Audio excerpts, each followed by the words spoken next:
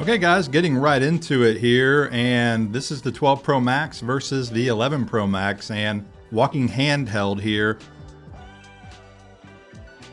at the studio where we're doing some renovations to the green screen stage.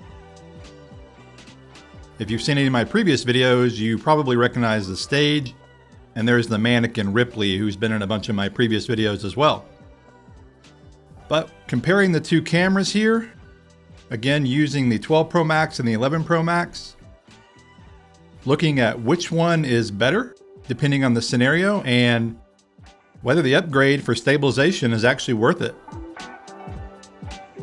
Let's find out.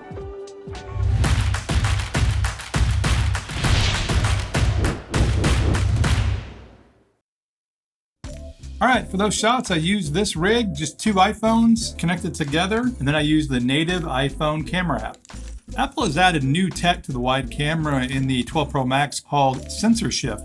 It more or less works like IBIS on a traditional camera. Not exactly like that, but in that vein. Sensor shift can stabilize an image over 5,000 times per second. So the question is, does it work? So what I've done here is edited two sequences together. One shot on the 12 Pro Max and one shot on the 11 Pro Max. It's the exact same sequence. I was using that double handheld rig. And so you can see for yourself if you can see a difference. And again, I'm just walking around handheld here. Pretty subtle movement, nothing too crazy, showing off what we're doing here. And by the way, just a quick note, what all these upgrades are, putting in a system to do infinity set work and also use Unreal Engine. This is the technology they use on The Mandalorian. But with The Mandalorian, they're using LED projection screens, and we're using green screen, but you can do live keying. And included in these upgrades is a brand new red Komodo. I'll talk more about this stuff in a future video.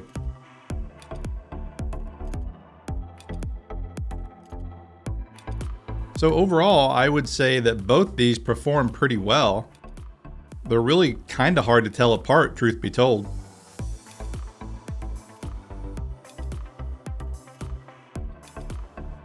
Remember too, the 12 Pro Max is shooting HDR, but this isn't an HDR edit, and the 11 Pro Max doesn't have the ability to shoot HDR, and so you're watching everything back in SDR, standard dynamic range.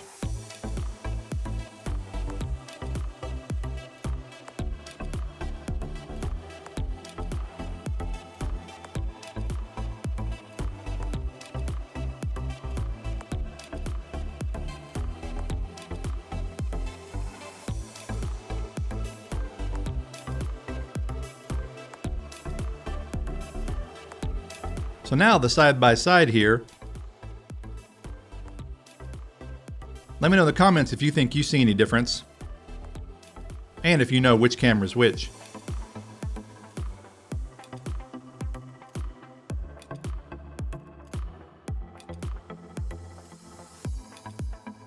I will say in this particular scenario, they are very similar, and I would say pretty hard to tell apart.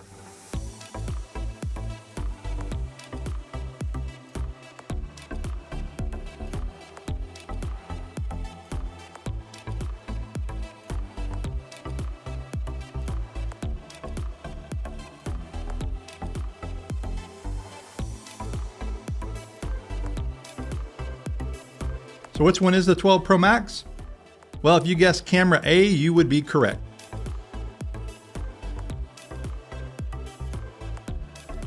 The 12 Pro Max uses the new sensor shift technology, but it doesn't do a ton unless you're really bumping the camera around. That's what I found so far anyway.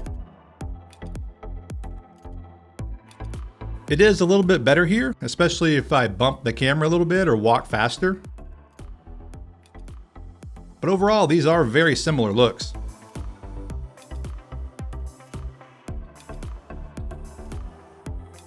But moving the camera around, getting bumps and jitters, is where you'll really see the sensor shift make a difference.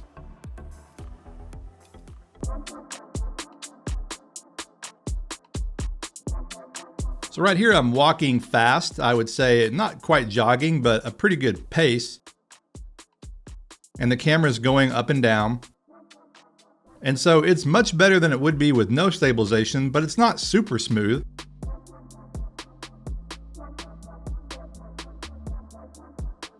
Now here's the 11 Pro Max, and you can see it is a similar look, but not quite as smooth as the 12. But again, I'm not really bumping the camera too hard here. I'm just walking fast, and so it goes up and down. And here's the side by side.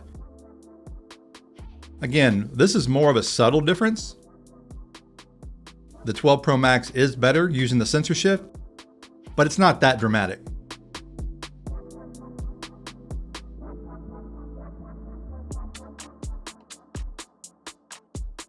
But using a Dolly, this is where you start to really see the benefit. But before I show the two wide comparisons, let's look at the ultra wide, because the ultra wide made a big difference last year and finally gave us the ability to actually do these kind of shots with an iPhone, because it doesn't have OIS. And that's a good thing in this case for video. I showed a comparison last year between the XS Max and the 11 Pro Max, really demonstrating the benefit of the ultra wide lens. The problem with the ultra wide lens though, of course, is it is not good in low light, and it's super wide. It's a kind of a stylized shot. Not great for all things for sure. But again, for video and for doing dolly shots like this, it works very well. And the 12 Pro Max and the 11 Pro Max are pretty much identical in this respect. But using the wide camera, it's a totally different story. So here's the 12 Pro Max, again with sensor shift, and this concrete is pretty bouncy.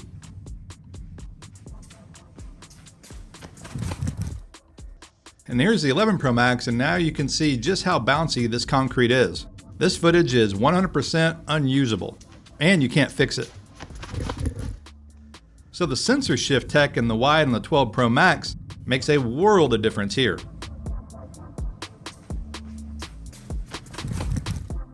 And it can also make a difference in what you would normally perceive as smoother shots, like on this countertop. But without sensor shift, they really aren't so smooth. So here's the 12 Pro Max, and this shot looks great.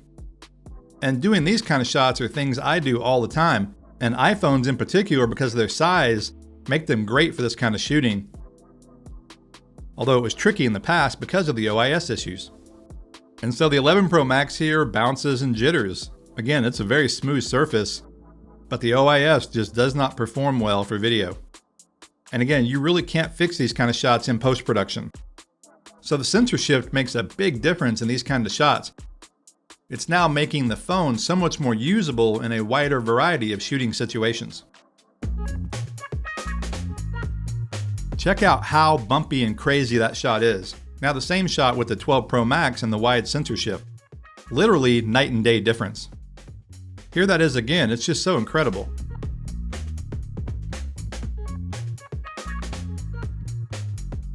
Now another driving shot here with the 11 Pro Max camera on the dashboard, which you just can't easily do, it's just so bouncy and jittery. But with the new 12 Pro Max, it's easy and looks great.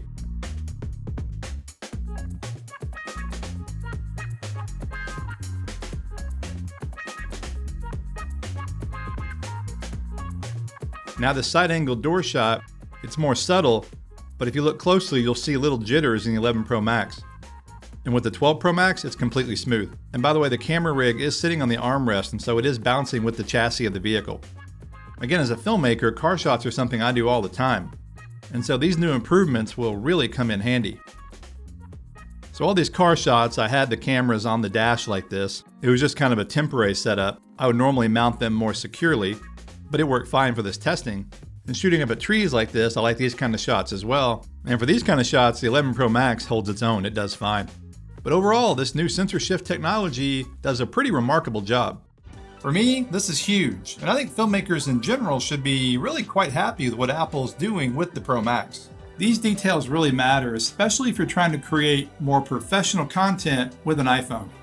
Be sure to check out my previous video on the low light aspects of the 12 Pro Max. And coming soon, more videos highlighting the new video features of this device. Thanks for watching, guys. This is Blake Calhoun. Please like, subscribe, and I will see you in the next video.